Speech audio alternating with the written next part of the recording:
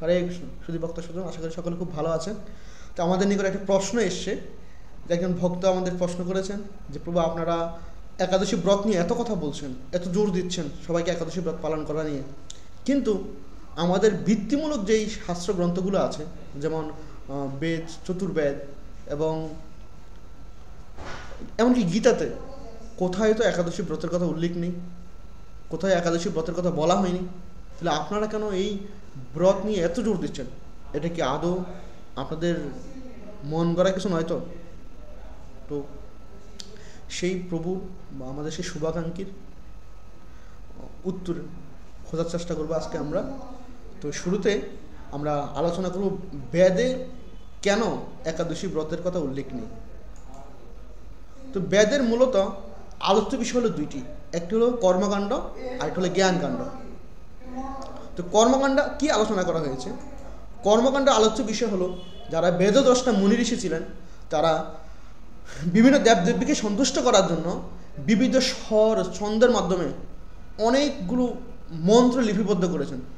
তো এরকম এই মন্ত্রগুলোতে যে সকল বিষয় বর্ণনা করা থাকতো সেগুলো হলো বিভিন্ন দেব দেবতার বর্ণনা, যাগযজ্ঞের বর্ণনা, কোন দেবতার যজ্ঞ কখন করতে হবে, কিভাবে করতে হবে, এবং কোন দেবতার কাছে আমরা কি চাইবো বা কি কামনা করব, কোন যজ্ঞ করলে কি ফল লাভ হবে, এই সকল মনোভাবনা পূর্ণ করা, পুত্র আদি লাভ করা, বল ও বীর্য বর্ধন করা, সৌম্যরস লাভ করা, এই সকল বিষয়াদি ছিল বেদের কর্মকাণ্ডের আলোচ্য বিষয়। তখন এই যে আমাদের নিজের জীবনের চাহিদা পূরণার্থ হেতু বিভিন্ন দেবদেবীর নিকটে যে শরণাগত হয়ে তাদের কৃপা আশীর্বাদ লাভ করার জন্য সেখানে যে বহু মন্ত্রের উল্লেখ আছে এই কর্মকাণ্ডে। তখন চিন্তা করে দেখুন, যেখানে এরকম কামনাপূর্ণ সকাম লক্ষ্য বা উদ্দিষ্ট পূরণার্থে যেই মন্ত্রগুলো লিপিবদ্ধ করা হয়েছে, সেইখানে নিষ্কাম ভক্তিযোগ অর্থাৎ ভগবানকে ভালোবাসার যেই পদ্ধতি, ভগবানকে লাভ করার যেই পদ্ধতি ভক্তিযোগ, এই ভক্তিযোগের বিষয় হলো একাদশী বা উপবাস ব্রত বা একাদশী ব্রত।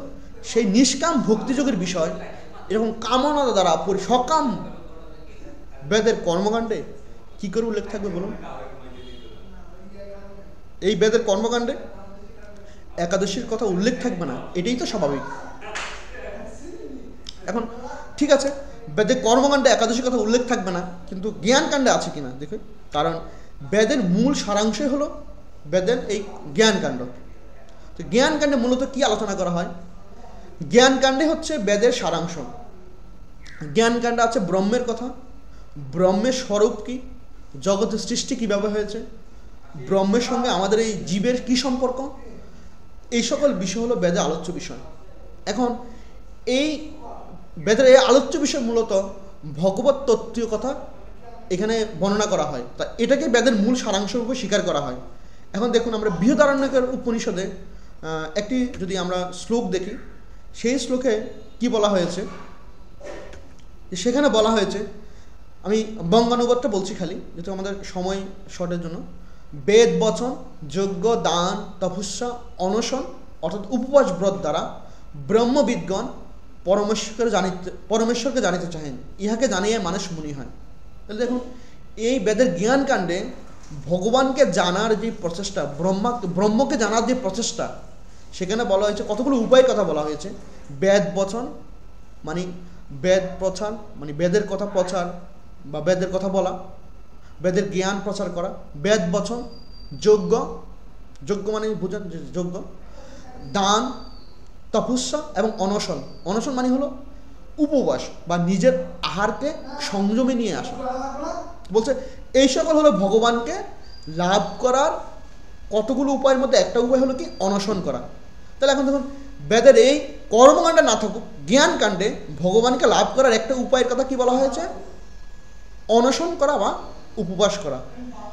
তাহলে বেদের এই জ্ঞানকাণ্ডে তো উপবাস করার কথা বলা আছে। এখন হয়তো অনেকে প্রশ্ন করবেন যে প্রভু, ঠিক আছে অনশন করার কথা বলা হয়েছে, কিন্তু একাদশীর কথা তো উল্লেখ নেই, কিন্তু আপনারা একাদশীর কথাই তো বলছেন। তো তাদের উদ্দেশ্যে আমার বলা যে ভাই, বেদে শুধু একাদশী ব্রত নয়, আমরা পালন করি বা আমাদের এই সনাতনী সমাজে এই ভারতবর্ষে এমন অনেক এমন বহু ব্রত পালন করা হয়, শুধু একাদশী নয়, এরকম অনেক ব্রতের কথাই এই বেদে উল্লেখ নেই। এমনকি আপনাদের যথার্থে বলছি যে ভাই, শুধু কেবল বেদে অনেক দেবদেবীর নামও উল্লেখ পাওয়া যায় না, কিন্তু আমরা তো সেই সকল দেবদেবীর পূজা অর্চনা করছি সারা ভারতবর্ষ মিলিয়ে। তো তার মানে এইটা নয় যে বেদে উল্লেখ নেই সেটা আমরা পালন করব না। বেদে উল্লেখ না থাকলেও বেদের সমসাময়িক অন্যান্য বা পরবর্তী যেই গ্রন্থগুলো আছে, যেমন 18খানা পুরাণ, মহাভারত, রামায়ণ, সেই সকল শাস্ত্রগ্রন্থের তো উল্লেখ আছে। তো অনেকে এখন বলবেন হয়তো যে প্রভু ঠিক আছে, আপনার কথা মানলাম, বেদে উল্লেখ নেই সরাসরি, কিন্তু গীতাতে তো অন্তত থাকার কথা ছিল। তাহলে গীতাতে তো সেখানে একাদশী ব্রতের কথা উল্লেখ নেই। তো আপনাদের এই 1000 টাকার প্রশ্ন যে গীতাতে কেন উল্লেখ নেই এই একাদশী ব্রতের কথা, তা আমরা এই পর্যায়ে সেই কথাও জানব। গীতা বলুন, 4খানা বেদ বলুন, 108টা উপনিষদ বলুন, 18খানা পুরাণ বলুন, 18খানা উপপুরাণ বলুন, এই সকল শাস্ত্রগ্রন্থ রচনা এবং সংকলন করেছেন ভগবানের লেখনী বা সপ্তাবেশ অবতার শ্রীকৃষ্ণ দ্বৈপায়ন বেদব্যাস। তিনি আমাদের জন্য এক মহা সম্পদ রচনা করেছেন, যে সকলের বোধগম্য, যাকে পঞ্চম বেদ বলে আখ্যায়িত করা হয়। সেই এই ভারতবর্ষের সবচেয়ে বিশাল একটা সম্পদ, সেটা হলো ভারতবর্ষের ইতিহাস সম্বলিত মহাকাব্য। পৃথিবীতে আর অন্য কোনো জাতি, অন্য কোনো সম্প্রদায় কারণে করে এত এই সম্পদ নেই। সংস্কৃত ভাষার সবচেয়ে প্রাচীন মহাকাব্য সেটা মহাভারত। তো সেই মহাভারতের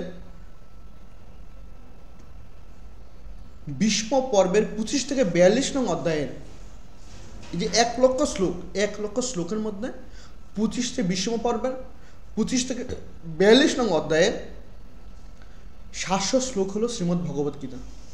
যদিও গীতা একটা স্বতন্ত্র গ্রন্থ, ভগবান সৃষ্টির শুরুতে বিবস্বানকে, সূর্যদেব বিবস্বানকে এই জ্ঞান দান করেছিলেন। কালের প্রবাহে এই জ্ঞান বিনষ্ট হওয়ার কারণে দাপর যুগের শেষে এসে ভগবানকে আবার এই জ্ঞান প্রচার করতে হয়।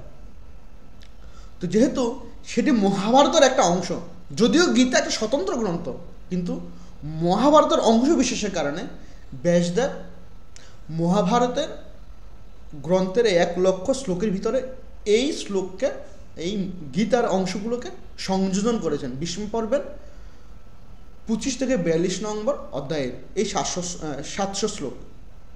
এখন দেখুন, এই মহাভারতের শান্তি পর্বে ভীষ্ম এবং যুধিষ্ঠির সংবাদে, অর্থাৎ ভীষ্মদেব এবং যুধিষ্ঠির মহারাজের কথোপকথনে ভীষ্মদেব বিস্তারিতভাবে এই একাদশী ব্রত পালন করার কথা বলেছেন।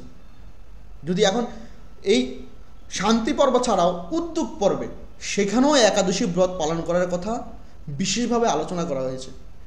এখন বলুন আপনারাই, যেহেতু এই মহাভারতের 1 লক্ষ শ্লোকের মধ্যে 700 শ্লোক হলো গীতা, তাহলে এই 1 লক্ষ শ্লোকের মধ্যে বহু জায়গায় শান্তি পর্বে, উদ্যোগ পর্বে এই একাদশী ব্রতের কথা বারবারই বর্ণনা করা হয়েছে। এখন এই একাদশী ব্রতের কথা যদি আবার গীতাতে আবারও আলোচনা করা হয়, আপনারা যারা ব্যাকরণ শাস্ত্র বা সাহিত্য জগতের এই সকল বিষয় দিয়ে বুঝেন, যে একই বইতে বিভিন্ন বিষয়ে পার্ট বাই পার্ট আলোচনা হয় বা খণ্ড বিভিন্ন অংশে বিভিন্নভাবে আলোচনা করা হয়। এখন একই বিষয় যদি বারবার আলোচনা করা হয় বা লেখা হয়, সেই বিষয়টাকে ওই সাহিত্যিক বা রচনাকারের ত্রুটি হিসেবে ধরা হয়। আর যেহেতু ব্যাসদেব ত্রুটিযুক্ত লেখা লেখেন না, তাই এই মহাভারতের যেহেতু শান্তি পর্বে এবং উদ্যোগ পর্বে একাদশী ব্রতের কথা, বিশেষ করে শান্তি পর্বে একাদশীর কথা বিশেষভাবে বর্ণনা করা হয়েছে, তাই এই ব্যাসদেব বা কৃষ্ণ দ্বৈপায়ন বেদব্যাস তিনি কি করেন নাই, তিনি এই গীতাতে আর এই একাদশী ব্রতের কথা উল্লেখ করেননি। আশা করি সকলে বুঝতে পেরেছেন